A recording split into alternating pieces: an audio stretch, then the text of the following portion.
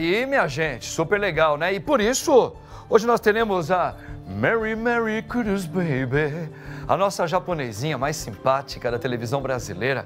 Eu tenho a alegria de ter aqui mais uma vez a minha querida amiga, a Meirinha, Meire Camilla, que ela é teóloga. Ô, minha linda, minha linda! Yes, rolê! Estamos aí, Meirinha! Estamos firme e forte. Ô, Meire, olha só, que bacana, querida. Meirinha, saudade, viu? Boa tarde para você também. Deus abençoe grandemente a sua vida. Meirinha, olha aí, ó. Nós estamos passando aí por uma era de grandes suspeitas. Parece que virou uma moda. Parece que virou até uma cultura que a gente está percebendo, Meire, de que parece que o princípio de hoje é suspeitar de tudo, de todos. E a gente percebe isso, por exemplo, vamos falar de algo que vem ocorrendo muito no nosso país, o Brasil. Quando a gente fala da política, quando a gente fala da gente aceitar alguém ser aquele que vai governar ou o país, ou vai governar um estado, alguma coisa, a gente percebe que o quanto isso cria suspeita entre nós, o povo. Existem muitas pessoas que não acreditam na proposta, naquilo que está sendo dito. Né? Então a gente vê, eu estou dando um exemplo, mas a gente olha isso daí no dia a dia da gente também, né, Meirinha? A gente vê isso no dia a dia, na convivência com as pessoas. Hoje tudo se suspeita. Né? É que, na verdade, a gente coloca muito nos extremos, né? Então é aquela coisa, ou é a fé cega, ou é aquela coisa da razão pura. Então a gente não tem, na verdade, um conceito, a gente não consegue pensar sobre o assunto. E aí, padre, você pode perceber que hoje a gente vai ver movimentos extremistas. Sim. Então, no movimento extremista é assim, por que as pessoas gostam tanto dos extremos? Porque é fácil. Eu diria até que nós estamos vivendo numa cultura da preguiça mental. Sabe por quê, padre? Porque é muito fácil a gente pegar um movimento extremista e se atrelar a ele. Por quê? Porque aí a pessoa já pensou por mim, a coisa já está feita, eu não preciso pensar em mais nada, é só eu acreditar e levantar a bandeira que está tudo certo. Então não é exigido de mim nenhum conceito, nenhum estudo, nenhum posicionamento, eu não preciso argumentar. É o tipo de gente que fala assim, político é tudo ladrão. É fácil falar isso, mas difícil é eu entender da política, pesquisar os partidos políticos, entender o que cada governante faz. Então, essa postura que a gente está vendo, né, que parece que é da suspeita, é porque hoje não tem mais desculpa para nós. As informações, elas vêm todas do mesmo jeito, elas não vêm filtradas, e quem tem que fazer o filtro somos nós. Somos nós. E aí que tá. A responsabilidade cai na nossa... Mas olha só, mas tem algo que ainda vem juntar com esta verdade que você está colocando para nós, que é uma verdade que você está pondo. É algo novo, é algo que está aí para a gente viver. Agora, tem algo que também assusta. O que é? A gente sempre ouviu, né, pelo menos eu desde pequeno, na escola, depois no ginásio, depois na faculdade, que existe uma meta de se quebrar alguns protocolos, algumas ideologias já formadas, já meio que históricas, principalmente em relação a conceitos. E a gente sabe que o mundo moderno, ele quer quebrar protocolos. Uma das metas é essa. Para quê? Para vender, para criar uma moda nova, para você criar um consumismo maior.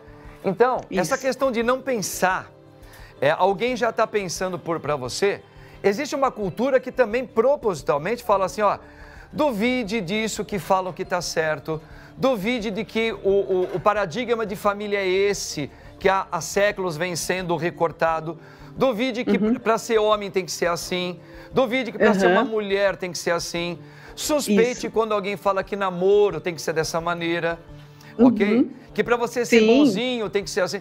Então a gente percebe que isso está acoplado a essa verdade que você colocou. E na verdade sempre foi assim, né, padre? Porque se a gente for ver a história da humanidade, a gente vai ver que até um certo tempo a ciência ela não tinha um papel tão importante. Então, quando a gente vê lá os iluministas, né, que vêm com a razão pura, o que acontece é um exagero. Porque antigamente a gente tinha uma fé que era assim, a gente tudo atrelava às coisas da natureza, tudo era coisa de Deus e eu que não podia fazer nada. Depois vem a onda da razão. E aí é o que eu falo do pensamento extremo. Quando a gente coloca a fé cega e a razão pura, e a gente fica entre um e outro, por exemplo, isso que você está falando é a coisa da razão pura, do tipo assim, vamos viver um mundo sem Deus, vamos viver um mundo onde não existem essas... Isso, aí eu me coloco no lugar de Deus, ou eu coloco a ciência no lugar de Deus. Então, a gente só substitui, por exemplo... Quando a gente fala em ciência, tem gente que acredita em tudo só porque colocou o nome ciência. Sim. Mas ela nem foi pesquisar, ela nem sabe averiguar ali uma pesquisa científica, entendeu? E a gente tem que entender, padre, que ciência e fé são faces de uma mesma moeda. Por exemplo, eu posso acreditar na ciência? Claro que sim, porque nós temos tecnologia, nós temos estudo e tal. Só que olha só como a gente não vive sem fé. As pessoas fazem planos para o futuro e fazem até financiamento de 2 até 30 anos porque acredita que vai estar vivo amanhã. Pois é, fé. Mas, pensa bem, a gente não tem certeza, e a própria ciência diz que qualquer ser humano pode ter um colapso de qualquer jeito, de qualquer ordem, e se não tem no nosso corpo, alguém atropela, dá um treco aí, a gente não tem esse controle, e no entanto, as pessoas fazem planos para o futuro porque elas acreditam que estarão vivas, e elas não fazem esse investimento porque acredita que vai morrer. Ela faz o investimento porque ela tem a certeza da vida. Isso é fé. Pois é verdade. Porque a fé é a certeza sem você enxergar. É a mesma coisa, você vai numa padaria hoje, você vai numa lanchonete, você está conversando com o príncipe Paulinho, aqui um exemplo, está batendo um papo, eu e ele, fala assim, por favor, moça, prepara um chocolate para mim, para o meu amigo, e também um pastel aí. Aí a gente volta a conversar, eu e o Paulinho. Agora, eu tenho fé... Porque eu não sei como é que eles estão preparando aquele café, não sei se a mulher está resfriada, eu não sei se ela está bem, mas eu preciso ter fé, porque quando chegar o chocolate com o pastel ali, eu e o Paulinho nós vamos comer sem preocupação nenhuma. A gente vai viver da fé o tempo todo. Agora, minha linda Meirinha, segura aí, segura um pouquinho, o papo tá bom. E vou colocar uma pergunta difícil para você, mas você tira de letra. Porque o príncipe está aqui, espera um pouquinho. Opa! Ô, minha gente bonita, quando o padre fala da Meirinha, a Meirinha é espetacular, né? O Barba aqui, ele gosta demais da Meirinha, né? Porque nós somos muito... ele é muito inteligente, o Barba, ele gosta de ler, e ele é fã dela. Meirinha, ô, minha linda! Agora, minha gente, presta atenção, Meirinha, eu vou fazer uma pergunta. Essa pergunta vai tremer o chão agora, hein? Opa! Quero nem saber. Vamos lá. Mas antes de mais nada... O nosso querido e saudoso santo João Paulo II, que foi Papa, né? Eu peguei toda essa geração dele. Ele escreveu um documento para a igreja espetacular, que fala sobre fé e razão. Ele dá uma aula de conhecimento que a gente não pode viver só da fé, mas a gente precisa também ter a razão, a ciência caminhando junto conosco.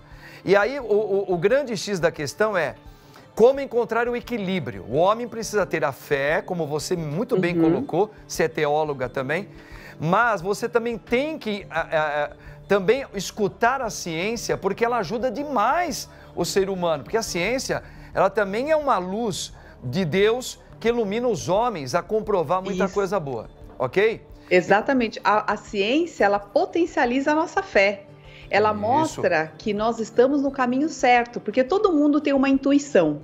E essa intuição, muitas vezes, ela vem nessa coisa da fé, né? De você falar, nossa, eu acho que é por aqui que eu tenho que ir, porque eu acredito nisso, e aí você age. A ciência, ela te traz uma comprovação, ela fala, olha, é isso mesmo. Você está indo e ela confirma algumas suposições que a fé nos traz. Entendi, legal, bacana. Então, em cima disso mesmo, Meirinha, a pergunta é super simples, tá?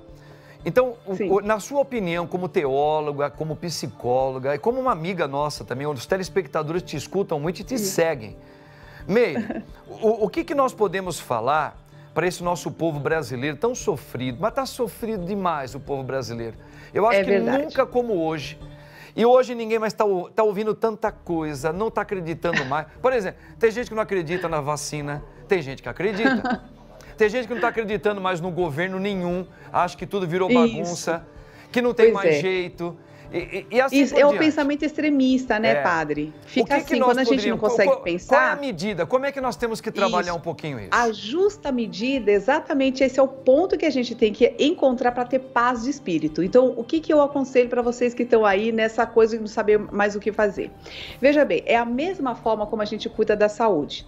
Padre, o que acontece hoje é que, até com os planos de saúde, muitas pessoas vão para muitos especialistas diferentes. Cada um, ele indica um medicamento diferente. E às vezes as pessoas tomam até 9 remédios e eles não olham o efeito colateral. E às vezes um anula o outro.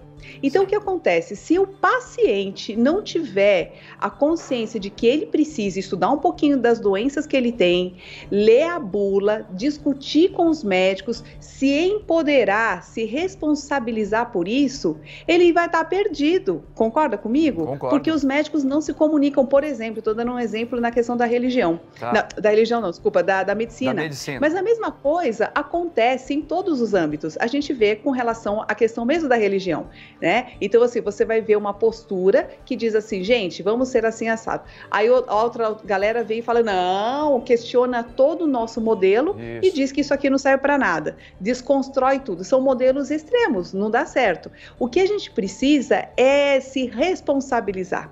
Então, não dá mais para a gente comprar receita pronta, sabe? Porque o médico mandou, porque alguém me diz, porque o político diz, porque a gente está percebendo que na era da informação, onde você tem pulverizado de uma forma muito democrática todo tipo de informação, e no YouTube você vê bem isso, sim, né? Sim.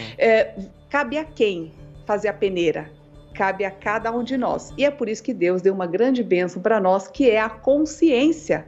A nossa inteligência, ela foi feita exatamente para isso. E não é fácil, porque quando Adão e Eva comem do fruto e abre-se os olhos, sim, significa que não é bom, às vezes, o que a gente olha. Não é fácil. É sofrido muitas vezes, né? A gente perceber que nós somos responsáveis pelo nosso futuro. É por isso que Adão, quando Deus fala assim, você vai ter que arar a terra e vai ter que comer do teu trabalho, é porque ele percebe que se ele não cultivar hoje, vai faltar amanhã. Sim. Então o dinheiro que nos falta hoje, às vezes é o que a gente não trabalhou ontem e assim vai, é ser responsável pelas consequências. Então a mesma coisa agora é com relação à informação. Então, na era da informação, é responsabilidade nossa sermos a peneira e isso significa estudar, ler, pesquisar, porque é muito fácil você tomar uma opinião que já está formada. Sim. E é lógico que você vai ficar que nem um joguete, porque você não tem argumento para justificar um posicionamento. Verdade. E você sabe que você está falando isso aí, minha querida Meirinha, a gente trabalha muito aqui, um autor super católico, eu não sei se você já ouviu falar dele, ele estava nas prateleiras durante décadas e agora a nossa igreja tira ele de novo das prateleiras e ele tá super atual. Gilbert K. Chesterton. Gilbert, ele é inglês, ele viveu o século passado, ele tem mais de 100 obras literárias que ele explica. Ele é psicólogo, jornalista, teólogo, e até hoje já estão até vendo a possibilidade de fazer um processo canônico. Ele foi casado, de tantos bens que ele ajudam o ser humano a pensar. E tem uma palavra dele, só para pegar o que você está falando, que ele fala assim, as pessoas hoje suspeitam de tudo, suspeita que isso é bom, suspeita... E ele até usou um pouco essa filosofia do Descartes, mas com base em Deus. Ele falou assim, comece a duvidar assim, duvide do que o seu pai fala, duvide do que a igreja fala, duvide do que um padre fala, duvide do que o seu patrão fala, duvide do que a sua esposa fala, duvide do que o seu filho fala. E é bom que até chegue um momento que você começa a duvidar de tudo e até de você. Porque quando você começar a duvidar de você, olha só, Meirinha, o raciocínio dele. Sim. Então você está a um passo de saber qual é a verdade que está na sua consciência. Perfeito. Quer dizer, ele trabalhou muito dentro do mundo de Deus, que ele fala, bom que você desconfie, mas comece a desconfiar também de você. Isso, das nossas certezas, né? Exatamente. Que às vezes nem é nossa certeza. Olha, você sabe que eu vejo isso muito na minha mentoria? Às vezes a pessoa coloca assim, um valor pessoal alto é família. Por quê? Porque todo mundo fala que é bonito, mas na vida prática essa pessoa não pratica isso. Não. A família está sempre em último lugar, mas na verborragia dela, ela fala que aquilo é um valor alto para ela. Então quando a gente questiona nós mesmos, a gente começa a descobrir realmente essas verdades. Tem coisa, padre, que a gente pega que é do outro. Tem valores que a gente pega, Sim. escolhas da vida. Casa casa, tem filho, não pelo desejo da alma, mas por uma pressão social, e às vezes a pessoa não percebe. É um perigo. Por isso que questionar-se é muito saudável nesse sentido. Claro que sim. Entendeu? E na busca da verdade. Na busca dessa entendeu? verdade. Por isso que a ciência ela é importantíssima, né? Claro. O padre, antes a gente vai encerrar? Não, a gente vai precisar encerrar. Eu queria só que você complementasse aí. Então, complementa rapidinho para a gente, o padre poder fazer um merchanzinho aqui também, minha lindinha. Ok. Então é o seguinte, olha, não tenha medo de tomar uma posição, porque hoje em dia, qualquer posição que a gente toma, padre, a gente toma bordoada, entendeu? As pessoas estão com muito medo de se posicionar, mas saiba que um posicionamento é importante. Você não precisa levantar bandeira, não precisa brigar com ninguém, mas tenha dentro de você um posicionamento e não entre em briga desnecessária. Isso é a parte boa. Então, Meire Camia no Instagram. Legal, Meirinha, um beijão no teu coração. Obrigada, você padre. É maravilhosa, viu? Deus abeçoe Eu você. que agradeço. Até a próxima, Elinha. Amém. Obrigada. Meirinha, tem pra ninguém não.